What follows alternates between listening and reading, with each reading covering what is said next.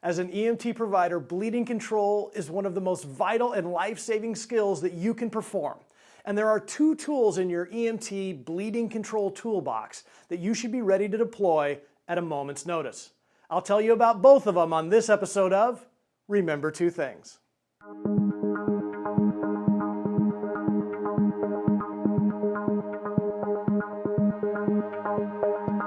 The first tool in your EMT toolkit for life-threatening limb bleeding is a tourniquet.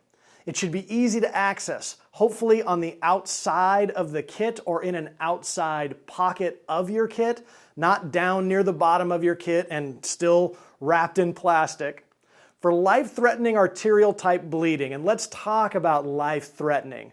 What we mean by that is lighter instead of darker, spurting instead of oozing, and consider that an adult transitions into hypovolemic shock at about 2 liters of blood loss. So if you're looking at limb bleeding and you're thinking that there's any potential that this person could lose a 2-liter bottle of blood from that bleeding, that's where we want to grab that tourniquet and we want to deploy it quickly. And now that's not to say that things like direct pressure or wound packing shouldn't still be utilized, but don't ever hesitate to apply that tourniquet early in your bleeding control efforts.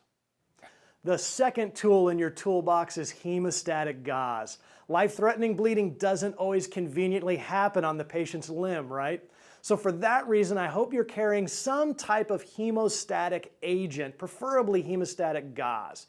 These have been used in the military for years, and they've now been adopted in civilian pre-hospital care with great success. Hemostatic agents can be used in the inguinal or junctional areas of the body, as well as wounds on the abdomen or the torso if you feel like there's life-threatening bleeding. Now, the real key with hemostatic gauze is aggressively packing it in the wound directly on top of the bleeding itself and not releasing that pressure. You can't really just layer it on the outside of a wound. You need to ball it up and get it in there where the bleeding's happening and then hold that pressure as you pack the wounds.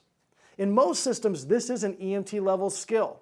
I hope you learn it. I hope you have it ready to deploy quickly if needed. I'm Steve Whitehead for EMS1's Remember Two Things.